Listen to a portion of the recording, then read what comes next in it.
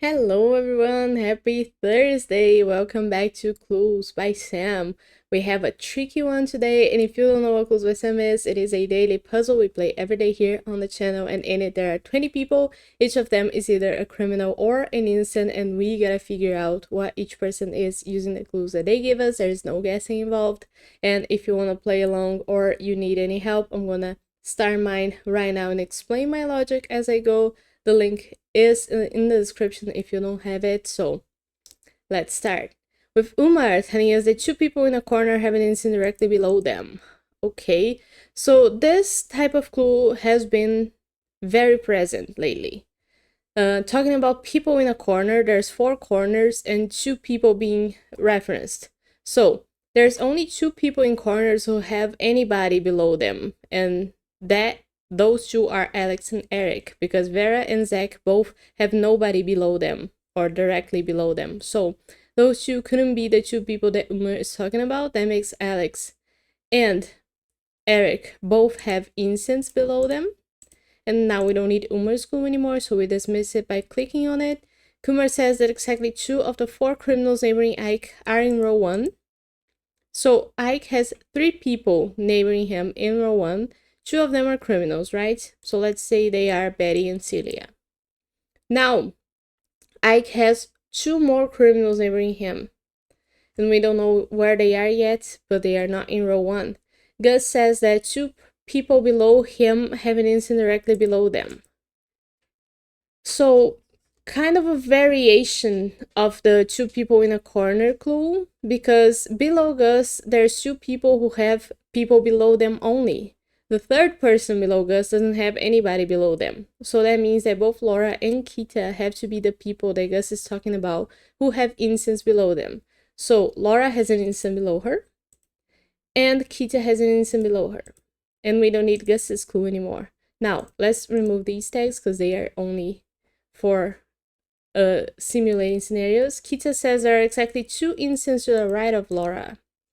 So there's 2 people who are instances to the right of Laura and 3 people total. All 3 of those neighbor Ike. If we know that 2 of them are instances, let's say, for example, that those instances are Nick and Petra. That will make Mary a criminal, and now we know that there's only 1 criminal neighboring Ike in row 3.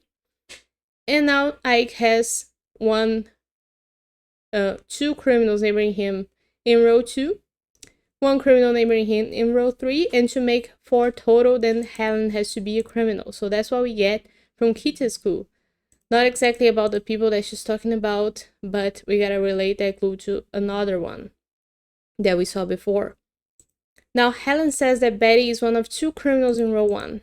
So Betty is a criminal, and now we found out that there's only 2 criminals in row 1, and we know that those 2 neighbor Ike. So the second one is either Celia or Eric, and that makes Alex not able to be a criminal, so he is an innocent. Now, we don't need Helen's clue, and Alex says that all instances in row 3 are connected. So since we know that there's 2 instances here neighboring Ike, that makes Nick one of the instances. Why? We don't know if Laura is an innocent yet. She could be. And if she were, then both Mary and Nick would have to be innocents because they neighbor Ike, and there's 2 instances neighboring Ike. But we couldn't have Nick and Petra for sure be innocents. I mean, Nick has to be one, but if Petra is an innocent and Laura is an innocent, then we have 3 innocents who are not connected. So the only person we are sure that is an innocent because they are connected to anybody else that could be an innocent in their role is Nick. And we for sure know that Petra and Mary are opposites, but we don't know if any of them is an innocent. Now, don't we get new clues? Nick. Ike is one of Helen's 5 innocent neighbors. So Ike's an innocent? Where's Helen? Helen's here. She has 5 innocent neighbors. So far she has 4. She is gonna have a 5th one who could be Celia or Mary. But No new clues. We know that all incense in row 3 are connected, so we know that Mary is an incense now. Because if Mary were to be a criminal, that will make Laura a criminal, because Laura couldn't be an incense not connected to Nick, the other incense. And Celia would have to be an incense, so we don't know that Mary is an incense. Because now Nick has, or Helen has 5 incenses neighboring her. We know that Laura is a criminal for sure. I was looking the other way around of what I should have been looking. So Laura couldn't be an incense, because if Laura is an incense, she's going to be the last incense to neighbor Ellen, right? And that makes Mary a criminal for sure. Now we have 2 incenses not connected in row 3, which can't be. So Laura has to be a criminal. We don't know what Mary is, but we know that she is opposites with Celia, because there's only one more incense to neighbor Helen here. Laura says that Nick has more innocent neighbors than Ellen. So we know that Ellen has 5 innocent neighbors total. Nick has to have more than that, so he has to have at least 6.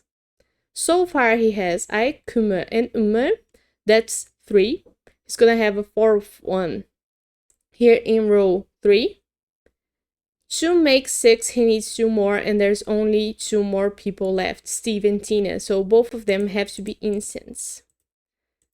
And we don't need Laura's clue anymore. Now Tina says that only one of the 4 criminals on the edges is Ummer's neighbor. So Ummer has 3 people neighboring them on the edges. And only one of those is a criminal.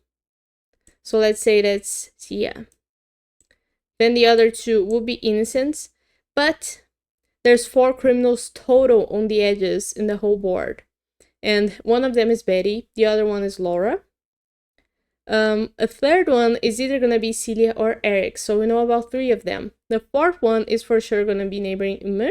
So we know that Wally, who doesn't neighbor Ummer, couldn't be a criminal to account for that total. So we don't need these tags anymore. Wally says there are exactly 3 incenses below Eric. So there's 2 incenses below Eric already, Kummer and Ummer.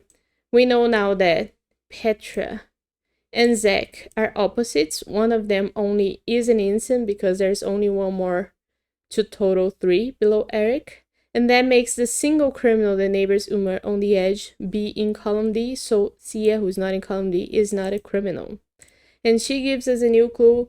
Only one incense in column C has a criminal directly to the right of them. So nobody here who's going to be an incense is going to have a criminal to their right. Oh, we're talking about column C, not column D. Okay. Same situation. All of the incenses in column C already here. Of them, one is for sure going to have a criminal to their right, because there's opposites here, and both of those opposites are to the right of innocence in column C. So we already know about the innocent in column C that has a criminal to the right of them, and that's not Celia. So that makes Eric an innocent, which makes Celia herself a criminal, which makes Mary an innocent, which makes Petra a criminal, which makes Zach an innocent, and we are done the puzzle. So we had a nice chain right there at the end, and that was 8 minutes. I thought I got stuck there for a moment, but sometimes you gotta pause and look at the perspective you're taking, and if you're taking the right perspective, because sometimes you're looking for something when you should be looking for the exact opposite of it. And that happens. That's totally normal. I hope you don't blame yourself too much when you do those sort of mistakes. And well, it seemed like it was really tricky because only a third of the people got it perfect. But I will leave this video here for today. I hope you enjoyed it, and I'll see you tomorrow for more Clues by Sam. Bye bye.